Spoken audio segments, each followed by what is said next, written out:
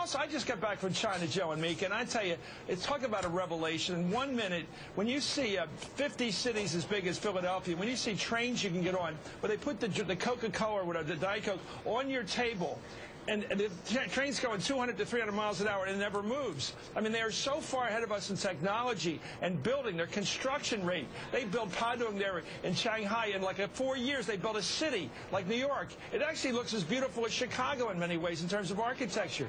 We have got to get back to building again, not just the pipeline, but buildings and highways and fast rail.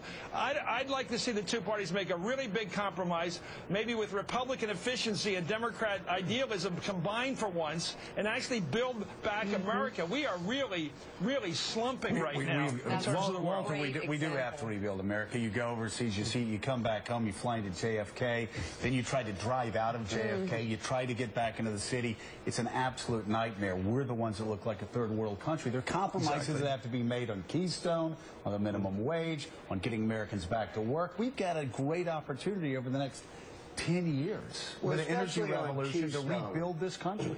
Especially on Keystone, and I was looking at Steve Ratner's charts. When you look at what's happening in Ukraine, and you realize the dependence of Europe on Russian oil and gas, and especially Ukraine's dependence on gas, over the next 5 to 10 years, if we're going to change the correlation of forces on the ground and be able to stand up to Russian aggression, wherever it is, we're going to have to become a major energy exporter, and we should just go all out for it. So I thought Keystone was a good idea before it was necessarily a good strategic idea vis-a-vis the Russians. But right now, it should be the excuse we all use to say, let's start exporting liquefied natural gas, let's build Keystone, and let's start getting more energy. And you know, Mark, I've been pulling my hair out over the past decade when Republicans on certain issues seem to be on the wrong side of history. I think they're correcting. You look, though, at the technological explosion in the energy field. People like Harold Hamm, who have just completely rewritten the rules of how you get the resources. Suddenly, we have the opportunity to do two things at once. Restart our manufacturing base here, and that is going to happen. People keep saying it's going to happen over the next decade because of lower energy prices, because of technology, because people are realizing, like Jeff Immelt, he said that outsourcing wasn't all it was promised to be. But Walter brings up the other point. When you have a nemesis in Russia, whose economy depends on oil and gas, we can beat them with technology, not nuclear weapons anymore.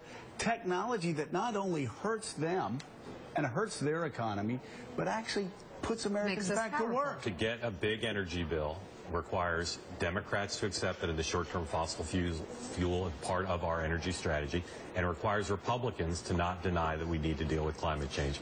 That's going to take a president who's strong and willing to deal, and this president is right now not in either of those places. Willing to compromise.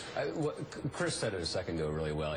What's going to require is, it's almost a Reagan-esque kind of peace through strength, but it's a strength through strength. It's going to require public investment, both on energy and the compromise there, and on the willingness of Republicans to approve of public investment in infrastructure, because we're now locked in this 19th century, 18th century, both mercantile and great power war. Chris, I've given hundreds of speeches over the past 4 or 5 years with Mika.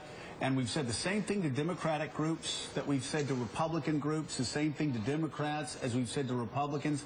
And we do talk about, I talk about, of course, my concern about big government. But I say there are things that government needs to do. And I talk about infrastructure investment, following up on what you said. What Eisenhower did, with a small investment in science, creating a new generation of scientists and mathematicians and engineers that allowed Kennedy 4 years later to say we're going to walk on the moon by the end of the decade. And in '69, when that happened on that July night, you had 28-year-olds at Mission Control who became engineers, who created the internet, who transformed this society. Republicans understand that outside of the think tanks in Washington, D.C., most Americans believe we got to keep our bridges from falling down. If the Chinese can have trains that move you around 300 miles an hour, we probably should start, planning for the 21st century in these areas. You know, I think that Eisenhower in the 50s were great in the sense they've always underplayed. Hollywood puts down the 50s, but the great thing about Eisenhower was he had won the war in Europe. He had accepted the Nazi surrender. When he came in and supported the highway system, and when he supported the National Defense Education Act, which is the reason I got through college, and a lot of us did, it was because of Sputnik. It kicked us in the butt. We said, oh, my God, we're losing the war for technology to the Russians.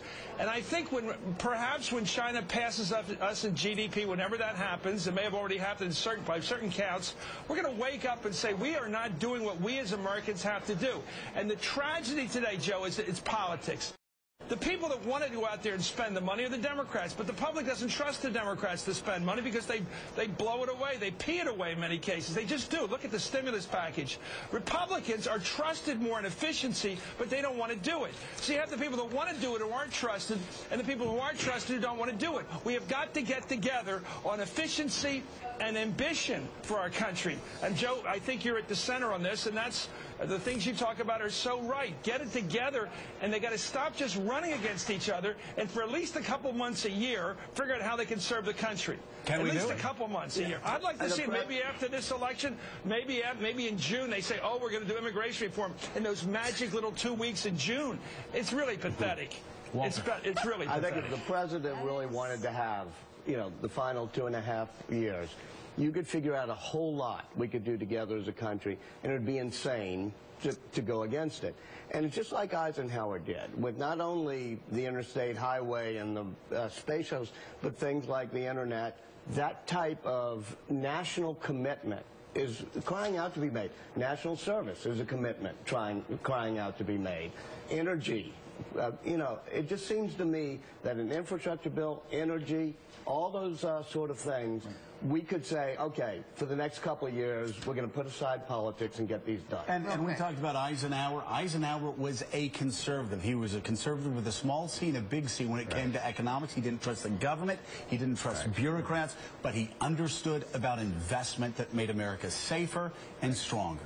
He confronted the world as it was, not as he wanted it to be.